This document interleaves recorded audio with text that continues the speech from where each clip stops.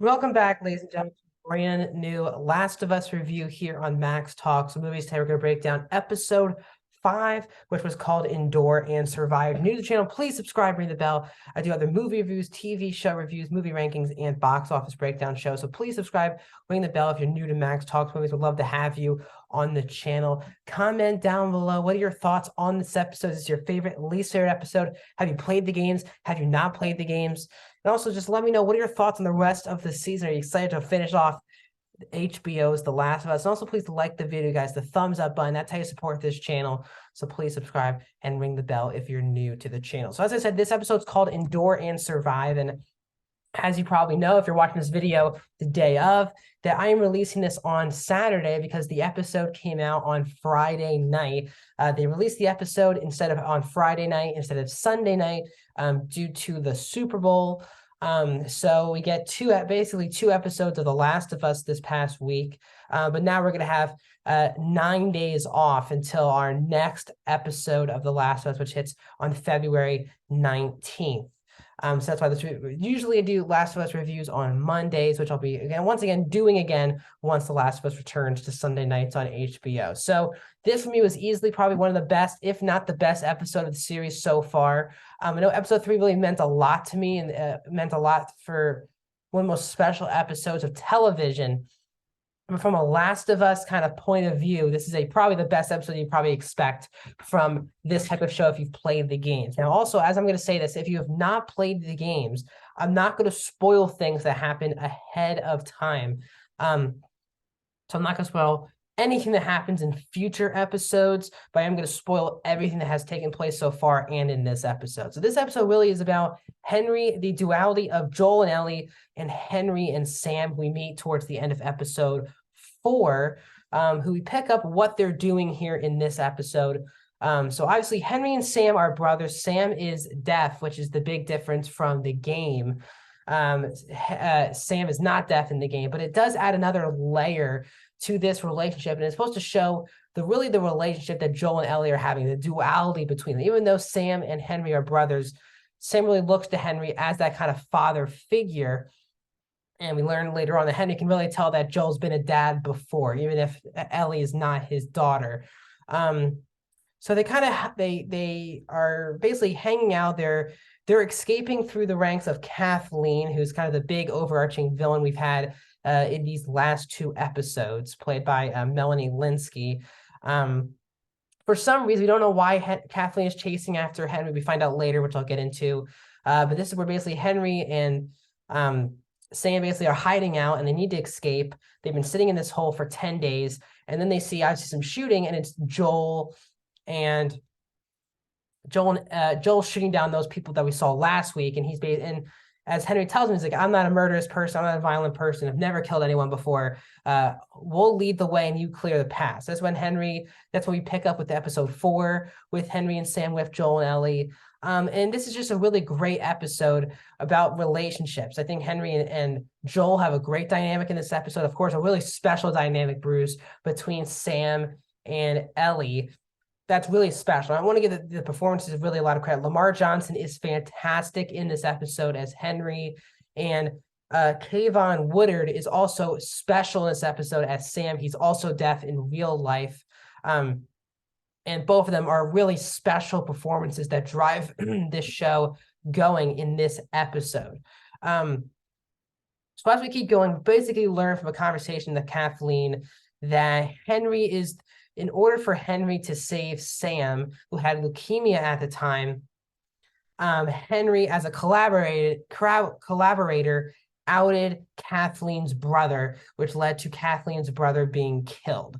And that is why Kathleen wants to go after Henry and Sam. So that part is kind of the thing, that Henry, while hasn't killed someone in that particular, he's basically gotten someone killed. And that kind of hangs over his head throughout the episode.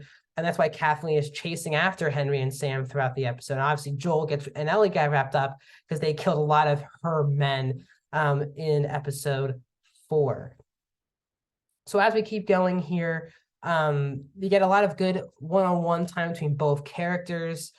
And Joel obviously is very hesitant, and Ellie kind of jokes around with Joel, saying, of course, he's going to be mad, he's going to be quiet, he's going to be stubborn, but he'll get over it because the four of us are kind of a team now. And the whole time they see no people, no infected people. They said that in the tunnels, Henry had a source 3 years prior telling him that they checked the tunnels and there's no infected. So they go through, they're kind of chilling out, all these things. And you get that sit down, like that daycare area with Henry and Joel talking about, Henry's talking about that he has done something, I guess, violent, which is getting Kathleen's brother killed. And Joel's very quiet, and Pedro Pascal acts really great in this scene. Just the two performances are so good. Especially as Ellie and Sam are playing soccer, and Henry seeing Sam laugh for the first time in such a long time. It's really just those sparks of hope and of positivity that really pierce through the show is why it's so special. It's so bleak, it's so dark, but there's still a hopefulness that the show has, and that really is with the kids. This episode with the Sam, Ellie seeing another kid, getting to interact with another child, I thought was, again, just like in the games, a great pathway to keep that character going. As we continue forward, they keep going, and they finally run into a sharpshooter sitting in a building. He's a very old man, has bad aim. So Joel's like, don't worry, I'll just go get him. And he goes there, he's like, I don't want to hurt you. Just don't do it. Just don't do it. I'll let you go. And obviously, Joel kills this man. But as he's up top, he learns that this old man was actually one of the patrollers for Kathleen's group, the rebellion, I guess. And they're coming right now. And they come in. Joel's up top trying to protect as Ellie, Henry, and Sam are trying to run away from these people. And this is where we get the confrontation between Sam and Kathleen. It looks like Kathleen's about to kill Henry, but if you know the games, obviously that does not happen. And out of nowhere, from the rubble of this burning house, a whole group of infected people, of clickers, of just regular infected people. And we get our first look at a bloater towards the end of this episode. But they come running out, and it's a terrifying scene. Absolutely terrifying scene with all these people running after them. A bloater kills Perry, played by Jeffrey Pierce, who obviously played Tommy in the video games, in a really ripping off his head. Absolutely brutal scene. And for me, the scariest scene was Ellie in this car with an infected child, I think. And it was so creepy. It was absolutely creepy how Ellie and Joel kept missing a shot because obviously the infected child got into it. It was into the car. It was so scary. It was so close to Ellie. But as they're running away, as they save Henry and Sam, who are kind of being ripped apart by or trying to stay away from these infected people. And this is where Kathleen shows up, and she's like, Henry, actually, you're not going anywhere. She's just driven to kill Henry. And that's when a infected person kills Kathleen, lets Joel, Henry, Sam, and Ellie escape. They go back to a place, and Joel tells Henry, he's like, if you really want to go to Wyoming, you guys can come with us. It was very nice of Joel to do that after, we're just two people and all these things. We get this really, the best part of the show, I think, so far is kind of the last 10 minutes with with Ellie and Sam.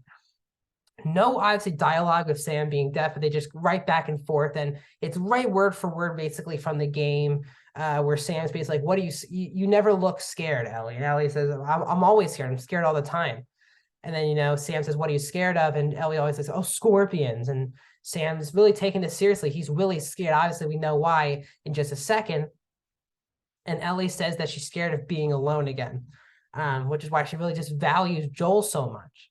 And this is where Sam basically says, I'm scared of those. If you get infected, you're still in that body watching you do all of these things. And obviously, I was like, don't worry about that. And this is where Sam looks down and shows Ellie that he got bit, which if you know the game, this is what happens.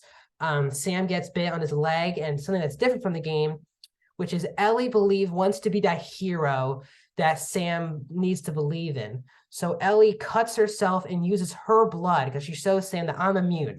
Look at this bite. It's gone.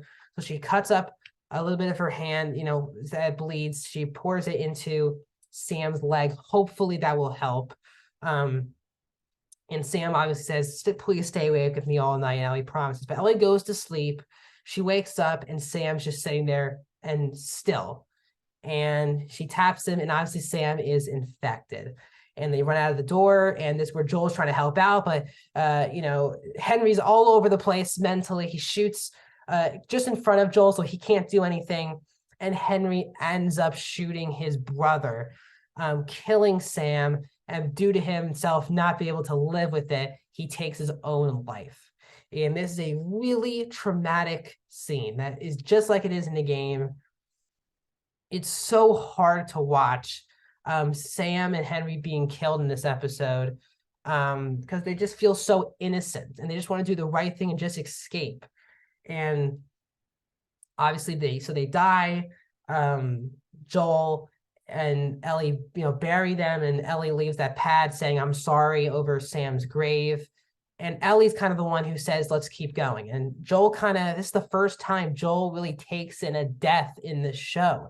He never did that with Tess. When Tess died, they left the building and he just wanted to keep going. And Ellie's the one who wanted to take a break and relax. And this time it's the opposite, which I love. Joel kind of sits there looking at that note that Ellie leaves Sam, and Ellie just goes. She's like, "Let's go, Joel." And Joel kind of stays there and really takes it in. And then they go off on their journey. So for me, a really fantastic episode of television. This truly is one of, if not, this probably is, this is definitely the best show on television right now. I think one of the best shows in a long time. Really special television week to week. So that's my thoughts on episode 5 of The Last of Us. Please subscribe, ring the bell if you're new to the channel, comment down below. More videos are coming to the channel, including lots of reviews starting every Monday, not this Monday, but the following Monday, Bad Batch reviews every single Wednesday, box office breakdown shows every single Tuesday, and other movie reviews, including this upcoming week reviews, non-spoiler and spoiler for Ant-Man and the Wasp: Quantumania. I'll see you guys soon.